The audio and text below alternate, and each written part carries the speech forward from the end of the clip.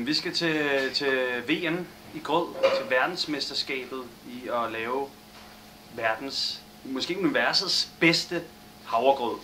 Og det skal vi fra den 4. til den 6. oktober. Det løber af staten i Carbridge, som er oppe i det skotske højfjeld, hvor jeg så drager afsted fra Danmark til Skotland for at dyste mod folk fra Japan og folk fra Nigeria. Og selvfølgelig også mod Nikolaj, som er den eneste anden dansker, der også skal deltage i den her konkurrence om at lave verdens bedste grød. Så vi er faktisk ærkekonkurrenter, kan man godt sige, på papiret i hvert fald. Og det vi skal dyste i, det er at lave den perfekte havregrød, som er bestående af 3 komponenter: havre, vand og salt. Og jeg har jo selv knoklet i madlaboratoriet, grødlaboratoriet derhjemme, og valset og hakket og ristet og kogt grød i tusindvis af timer.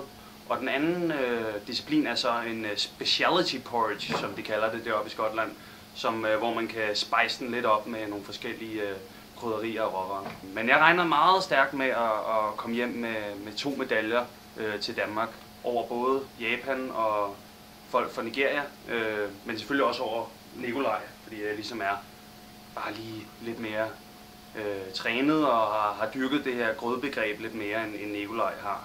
Det er det, der sker den 4. oktober i Skotland. Det sker ikke andet end med. Altså, jeg bare det kunne være sjovt at blive verdensmester, det er et eller andet. I en eller anden disciplin. Bare det lige, jeg skulle lige have været der.